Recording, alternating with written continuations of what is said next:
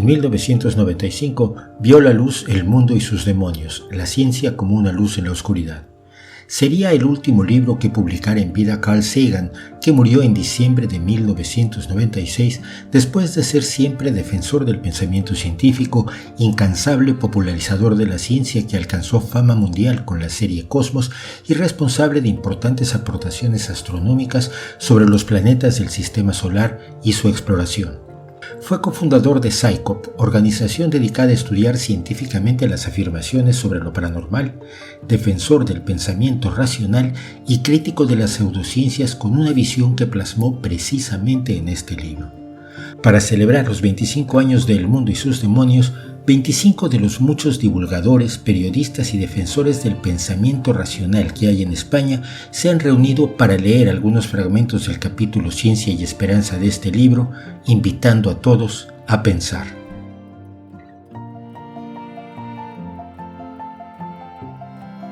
Hemos preparado una civilización global en la que los elementos más cruciales, el transporte, las comunicaciones y las demás industrias, la agricultura, la medicina, el ocio, incluso esas instituciones democráticas fundamentales como son las elecciones, dependen profundamente de la ciencia y la tecnología. También hemos organizado las cosas para que nadie entienda la ciencia y la tecnología. Eso es una garantía de desastre.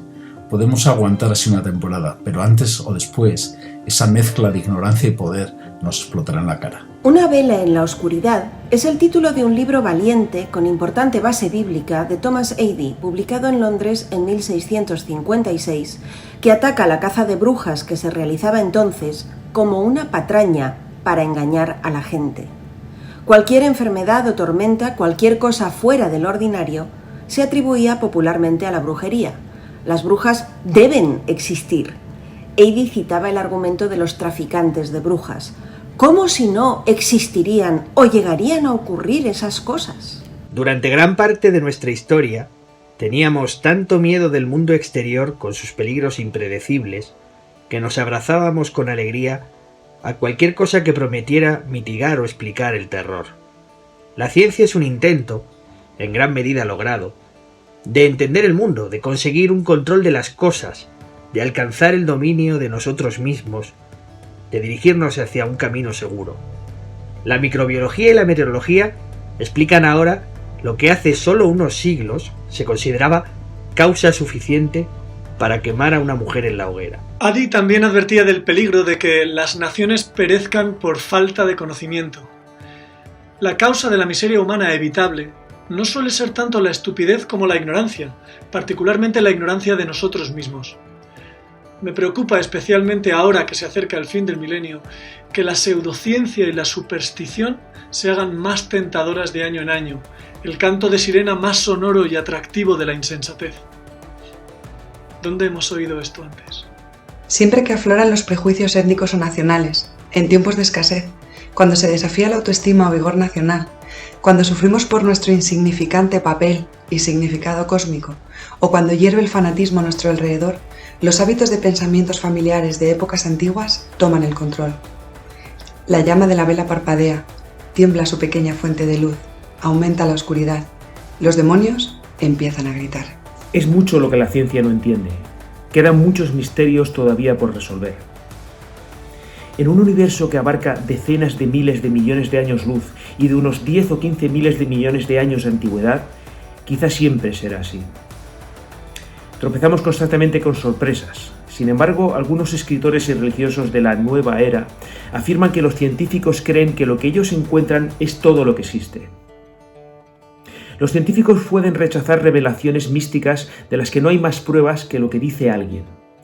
Pero es difícil que crean que su conocimiento de la naturaleza es completo. La ciencia está lejos de ser un instrumento de conocimiento perfecto. Simplemente es el mejor que tenemos. En este sentido, como en muchos otros, es como la democracia. La ciencia por sí misma no puede apoyar determinadas acciones humanas, pero sin duda puede iluminar las posibles consecuencias de acciones alternativas.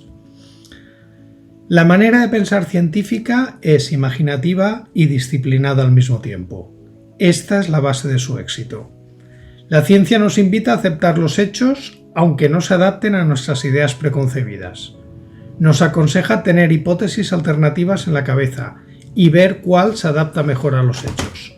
Nos insta a un delicado equilibrio entre una apertura sin barreras a las nuevas ideas, por muy heréticas que sean, y el escrutinio escéptico más riguroso. Nuevas ideas y sabiduría tradicional.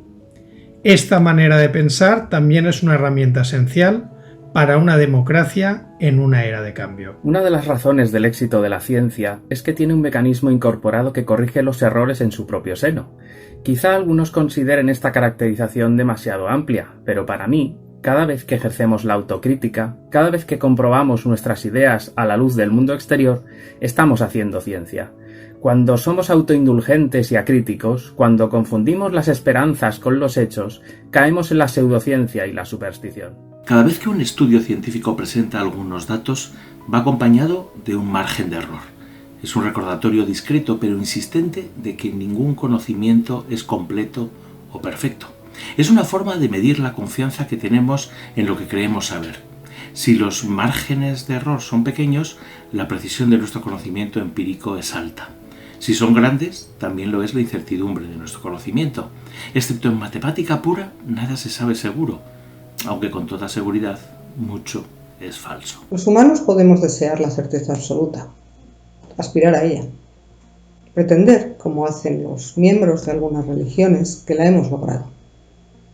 Pero la historia de la ciencia, sin duda la afirmación de conocimiento accesible a los humanos de mayor éxito, nos enseña que lo máximo que podemos esperar es, a través de una sucesiva mejora de nuestra comprensión y aprendiendo de nuestros errores, tener un enfoque asintótico del universo, pero con la seguridad de que la certeza absoluta siempre se nos escapará.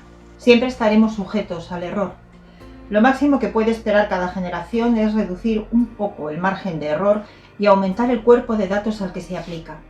El margen de error es una autovaloración penetrante, visible, de la fiabilidad de nuestro conocimiento. Se puede ver a menudo el margen de error en encuestas de opinión pública. Una inseguridad de más o menos 3%, por ejemplo. Imaginemos una sociedad en la que todo discurso en el Parlamento, todo anuncio de televisión, todo sermón, fuera acompañado de un margen de error o su equivalente. Uno de los grandes mandamientos de la ciencia es: desconfía de los argumentos que proceden de la autoridad. Desde luego, los científicos, siendo primates y dados por tanto a las jerarquías de dominación, no siempre siguen este mandamiento. Demasiados argumentos de este tipo han resultado ser dolorosamente erróneos. Las autoridades deben demostrar sus opiniones como todos los demás.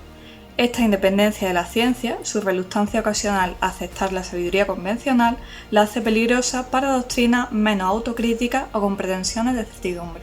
Como la ciencia nos conduce a la comprensión de cómo es el mundo y no de cómo desearíamos que fuese, sus descubrimientos pueden no ser inmediatamente comprensibles o satisfactorios en todos los casos. Puede costar un poco de trabajo reestructurar nuestra mente. Parte de la ciencia es muy simple. Cuando se complica, suele ser porque el mundo es complicado o porque nosotros somos complicados. Cuando nos alejamos de ella porque parece demasiado difícil o porque nos la han enseñado mal, abandonamos la posibilidad de responsabilizarnos de nuestro futuro. Se nos priva de un derecho. Se erosiona la confianza en nosotros mismos. Pero cuando atravesamos la barrera, cuando los descubrimientos y los métodos de la ciencia llegan hasta nosotros, cuando entendemos y ponemos en uso este conocimiento, muchos de nosotros sentimos una satisfacción profunda. A todo el mundo le ocurre esto, pero especialmente a los niños, que nacen con un afán de conocimiento, conscientes de que deben vivir en un mundo moldeado por la ciencia, pero a menudo convencidos en su adolescencia de que la ciencia no es para ellos. Sé por experiencia, tanto por habérmela explicado a mí como por mis intentos de explicársela a otros, lo gratificante que es cuando conseguimos entenderla, cuando los términos oscuros adquieren significado de golpe, cuando captamos de qué va todo, cuando se nos revelan profundas maravillas. En su encuentro con la naturaleza, la ciencia provoca invariablemente reverencia y admiración. El mero hecho de entender algo es una celebración de la unión, la mezcla, aunque sea a escala muy modesta, con la magnificencia del cosmos. Y la construcción acumulativa de conocimiento en todo el mundo a lo largo del tiempo convierte a la ciencia en algo que no está muy lejos de un metapensamiento transnacional, transgeneracional. Espíritu viene de la palabra latina respirar. Lo que respiramos es aire, que es realmente materia, por sutil que sea. A pesar del uso en sentido contrario, la palabra espiritual no implica necesariamente que hablemos de algo distinto de la materia, incluyendo la materia de la que está hecho, el cerebro, o de algo ajeno al reino de la ciencia. En ocasiones usaré la palabra con total libertad. La ciencia no solo es compatible con la espiritualidad, sino que es una fuente de espiritualidad profunda. Cuando reconocemos nuestro lugar en una inmensidad de años luz y en el paso de las eras, cuando captamos la complicación, belleza y sutileza de la vida, la elevación de este sentimiento, la sensación combinada de regocijo y humildad, es sin duda espiritual. Así son nuestras emociones en presencia del gran arte, la música o la literatura, o ante los actos de altruismo y valentía ejemplar, como los de Mahatma Gandhi o Martin Luther King Jr. La idea de que la ciencia y la espiritualidad se excluyen mutuamente de algún modo presta un flaco servicio a ambas. Hay gente que considera arrogante a la ciencia, especialmente cuando pretende contradecir creencias arraigadas o cuando introduce conceptos extraños que parecen contrarios al sentido común. Como un terremoto que sacude nuestra fe en el terreno donde nos hallamos, desafiar nuestras creencias tradicionales, zarandear las doctrinas en las que hemos confiado, puede ser profundamente perturbador. Sin embargo, mantengo que la ciencia es parte integrante de la humildad. Los científicos no pretenden imponer sus necesidades y deseos a la naturaleza, sino que humildemente la interrogan y se toman en serio lo que encuentran. Somos conscientes de que científicos venerados se han equivocado. Entendemos la imperfección humana. Insistimos en la verificación independiente hasta donde sea posible y cuantitativa de los principios de creencia que se proponen. Constantemente estamos clavando el aguijón, desafiando, buscando contradicciones o pequeños errores persistentes, residuales, proponiendo explicaciones alternativas, alentando la herejía. Damos nuestras mayores recompensas a los que refutan convincentemente creencias establecidas. Para mí, hay 4 razones principales para realizar un esfuerzo concertado que acerque la ciencia por radio, televisión, cine, periódicos, libros, programas de ordenador, parques temáticos y aulas de clase a todos los ciudadanos. En todos los usos de la ciencia es insuficiente y ciertamente peligroso producir solo un sacerdocio pequeño, altamente competente y bien recompensado de profesionales. Al contrario, debe hacerse accesible a la más amplia escala una comprensión fundamental de los descubrimientos y métodos de la ciencia. A pesar de las abundantes oportunidades de mal uso, la ciencia puede ser el camino dorado para que las naciones en vías de desarrollo salgan de la pobreza y el atraso. Hace funcionar las economías nacionales y la civilización global. Muchas naciones lo entienden. Esa es la razón por la que tantos licenciados en ciencia e ingeniería de las universidades norteamericanas, todavía las mejores del mundo, son de otros países. El corolario, que a veces no se llega a captar en Estados Unidos, es que abandonar la ciencia es el camino de regreso a la pobreza y el atraso. La ciencia nos alerta de los riesgos que plantean las tecnologías que alteran el mundo, especialmente para el medio ambiente global del que dependen nuestras vidas. La ciencia proporciona un esencial sistema de alarma. La ciencia nos enseña los aspectos más profundos de orígenes, naturalezas y destinos, de nuestra especie, de la vida, de nuestro planeta, del universo. Por primera vez en la historia de la humanidad podemos garantizar una comprensión real de algunos de esos aspectos. Todas las culturas de la Tierra han trabajado estos temas y valorado su importancia. A todos se nos pone la carne de gallina cuando abordamos estas cuestiones. A la larga, el mayor don de la ciencia puede ser enseñarnos algo, de un modo que ningún otro empeño ha sido capaz de hacer, sobre nuestro contexto cósmico, sobre dónde, cuándo y quiénes somos. Los valores de la ciencia y los valores de la democracia son concordantes, en muchos casos indistinguibles.